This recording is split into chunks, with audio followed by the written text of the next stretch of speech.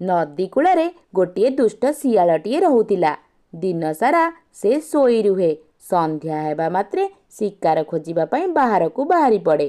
ନଦୀ କୂଳରେ ନଦୀ ଆଡ଼କୁ ଲାଞ୍ଜ କରି ଶୋଇ ରୁହେ। ଲାଞ୍ଜକୁ ଯେତେବେଳେ କଙ୍କଡ଼ା କାମୁଡ଼ି ଧରେ, ସେ କଙ୍କଡ଼ାଟିକୁ ଟାଣି ଆଣି ଖାଇଦିଏ। ମସ୍ ମସ୍ କରି ପାକୁଳେଇ ପାକୁଳେଇ ଖାଇଦିଏ। କଙ୍କଡ଼ା ଖାଇବାକୁ ଶିଆଳଟି ବହୁତ ପସନ୍ଦ କରେ। ଗୋଟିଏ ଦିନ ଶିଆଳଟି ଯେତେ ଖୋଜିଲେ ବି କଙ୍କଡ଼ା ଖୋଜି ପାଇଲା ନାହିଁ। ବନ୍ୟା ଯୋଗୁଁ କଙ୍କଡ଼ାମାନେ ସବୁ ଭାସି ଯାଇଛନ୍ତି। କଙ୍କଡ଼ା ନ ପାଇ ସେ ବହୁତ ଚିନ୍ତାରେ ପଡ଼ିଗଲା। ଆଉ ତା ମୁଣ୍ଡକୁ କିଛି ବୁଦ୍ଧିବାଟ ବି ଦେଖାଗଲାନି। କଙ୍କଡ଼ା ନ ପାଇ କିଛି ସମୟ ପରେ ସେ ଦେଖିବାକୁ ପାଇଲା ଟିକେ ଦୂରରେ ଦୁଇଟି ମୂଷା ଛୁଆ ଖେଳୁଛନ୍ତି। ଆଉ ତାଙ୍କ ମା' ବି ତାଙ୍କ ପାଖରେ ନଥିଲା। ଦ୍ରୁତ ଶିଆଳ ତାଙ୍କୁ ଦେଖି ଆଉ ଲୋଭ ସମ୍ଭାଳି ପାରିଲା ନାହିଁ। ଭାବିଲା କଙ୍କଡ଼ାଠୁ ମୂଷା ବି ବହୁତ ସୁଆଦିଆ। ଚୁପି ଚୁପି ଶିଆଳ ସେହି ମୂଷାମାନଙ୍କ ପାଖକୁ ଗଲା। ମନେ ମନେ କହିଲା, ଏଇ ମୂଷା ଛୁଆଗୁଡ଼ିକ କେତେ ସୁନ୍ଦର। ତାଙ୍କୁ ଖାଇପାରିଲେ ମୋ ପେଟଟା ପୁରା ପୂରିଯିବ। କାହିଁ ଏଇ ଆଖପାଖରେ ତ ତା ମାଆକୁ ଦେଖିବାକୁ ପାଉନି। ଏଇ ତ ସୁଯୋଗ। ହା ହା ହା ହା। ଏମିତି କହିଛି କି ନାହିଁ ସାଙ୍ଗେ ସାଙ୍ଗେ ଯାଇ ଶିଆଳ ସେ ଦୁଇ ମୂଷା ଛୁଆଙ୍କୁ ଧରି ପକେଇଲା। ତାପରେ ସେ ମୂଷା ଛୁଆ ଦୁଇଟି ଭାରି ଭୟ ପାଇଗଲେ। ମା ବୋଲି ଜୋରେ ଚିତ୍କାର କରି ଚାଲିଲେ। ମା ମୂଷାଟି ଦୌଡ଼ି ଆସି ଦେଖିଲା ତାର ଛୁଆ ଦୁଇଟି ବିପଦରେ ପଡ଼ିଛନ୍ତି। କିନ୍ତୁ ସେ କେମିତି ତାର ଛୁଆଙ୍କୁ ବଞ୍ଚେଇବ ସେ କଥା ଭାବୁଥାଏ। କାଳେ ତା ପାଖକୁ ଗଲେ ସେ ଛୁଆଙ୍କୁ ଖାଇଦେବ। ପିଲାମାନଙ୍କର ଏମିତି ବିପଦ ଦେଖି ଭାରି ଚିନ୍ତାରେ ପଡ଼ିଗଲା। ହେ ପ୍ରଭୁ, ମୁଁ କ'ଣ କରିବି? ମୋ ଛୁଆ ଦିଟାଙ୍କୁ କେମିତି ରକ୍ଷା କରିବି? ସେ ମୂଷା ଛୁଆ ଦୁଇଟି ଛୋଟ ହେଲେ କ'ଣ ହେଲା, ଭାରି ଚାଲାକ ଥିଲେ। ସେମାନେ ଶିଆଳର ହାତରେ ବନ୍ଦୀ ଥିଲେ ବି ଟିକେ ବି ହେଲେ ବିଚଳିତ ହେଉନଥିଲେ। ବରଂ ସୁଯୋଗ ଖୋଜୁଥିଲେ ଶିଆଳ ସହିତ କେମିତି କଥା ହୋଇ ଶିଆଳକୁ ବୋକା ବନାଇ କେମିତି ନିଜେ ଖସି ଯାଇପାରିବେ ସେ ବିଷୟରେ ଭାବିବାକୁ ଲାଗିଲେ। ଶିଆଳ ମଉସା, ନଦୀ କୂଳରୁ କଙ୍କଡ଼ା ଛାଡ଼ିକି ଆମକୁ ଖାଇବା କ'ଣ ଦରକାର ପଡ଼ିଲା? ନା, ମାନେ କଙ୍କଡ଼ାଠାରୁ ତୁମେ ହେଲ ବହୁତ ସ୍ୱାଦିଷ୍ଟ। ଆମେମାନେ ବିଲକୁଲ ସ୍ୱାଦିଷ୍ଟ ନୁହେଁ। ସ୍ୱାଦିଷ୍ଟ ହେଲା ହଂସ ନହେଲେ କୁକୁଡ଼ାର ଛୁଆ। ସେସବୁ କ'ଣ ମୋର ଭାଗ୍ୟରେ ଅଛି କି? ଆମେ ତୁମ ପାଇଁ ବ୍ୟବସ୍ଥା କରିଦେବୁ। ଆଉ ଆମକୁ ଯଦି ଖାଇବ, ତୁମର ପେଟ କିଛି ବି ହେଲେ ପୂରିବ ନାହିଁ।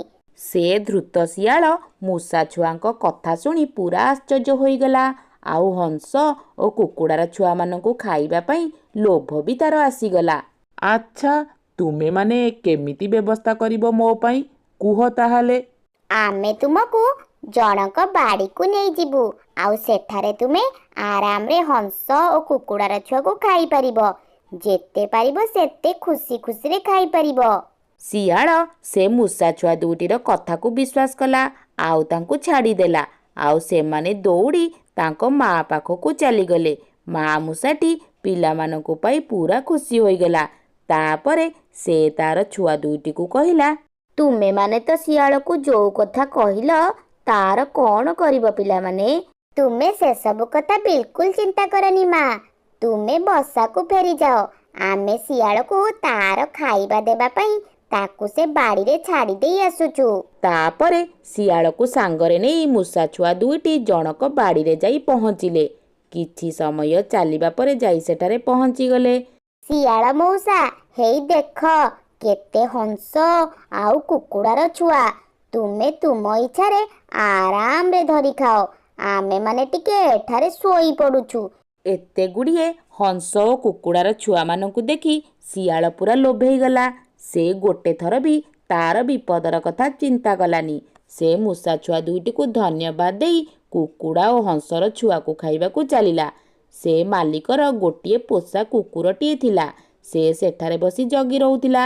ଶିଆଳ ଯିବା ମାତ୍ରେ ମୂଷା ଛୁଆ ଦୁଇଟି କୁକୁରର ପାଖକୁ ଦୌଡ଼ିଲେ। ସେତେବେଳେ କୁକୁରଟି ଘୁମଉଥିଲା।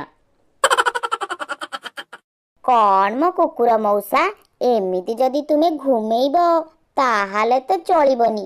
ଦେଖ, ସେପଟେ ଗୋଟିଏ ଶିଆଳ ଆସି ତୁମ ମାଲିକର ହଂସ ଓ କୁକୁଡ଼ାର ଛୁଆକୁ ଖାଇଲାଣି।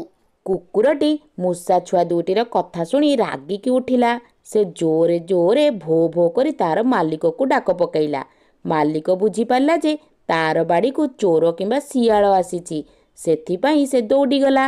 ସେତେବେଳେ ପର୍ଯ୍ୟନ୍ତ ବି ଶିଆଳ କିଛି ବି ହେଲେ ହଂସ କି କୁକୁଡ଼ାର ଛୁଆ ଖାଇପାରିନଥିଲା। ମାଲିକଟି ଦେଖିଲା ଶିଆଳ ସେଠାରେ ବୁଲୁଛି। ସେ କିଛି କୌଶଳ କରି ଜାଲ ପକାଇ ଶିଆଳଟିକୁ କାବୁ କରିନେଲା। ଶିଆଳଟି ଭୀଷଣ ବିପଦରେ ପଡ଼ିଗଲା। ବଞ୍ଚାଅ ବଞ୍ଚାଅ କହି ଜୋରେ ଚିତ୍କାର କରି ଚାଲିଲା, ହେଲେ କିଛି ଲାଭ ହେଲା ନାହିଁ। ବନ୍ଧା ହୋଇ ପଡ଼ି ରହିଲା ଶିଆଳଟି। ଶିଆଳଟି ମନେ ମନେ ଭାବିଲା, ମୁଁ ଏତେ ଚାଲାକ ହୋଇବି ସାମାନ୍ୟ ମୂଷା ଛୁଆ ଦୁଇଟିର କଥାରେ ମୁଁ କେମିତି ପଡ଼ିଗଲି? ତାଙ୍କ ଦିଟାକୁ ନ ଖାଇ ମୁଁ ଛାଡ଼ି ଦେଇ ବଡ଼ ବୋକା କାମ କଲି। ଏବେ ମୋତେ କିଏ ରକ୍ଷା କରିବ ଯେ? ସେପଟେ ମୂଷା ଛୁଆ ଦୁଇଟି ଶିଆଳକୁ ଜାଲରେ ଫସାଇ ଖୁସି ଖୁସିରେ ତାଙ୍କ ମା ପାଖକୁ ଚାଲିଗଲେ। ଆଉ ମାଆକୁ ସବୁ ଘଟଣା କହିଲେ। ଆଉ ମା ମୂଷାଟି ମଧ୍ୟ ବହୁତ ଖୁସି ହେଲା।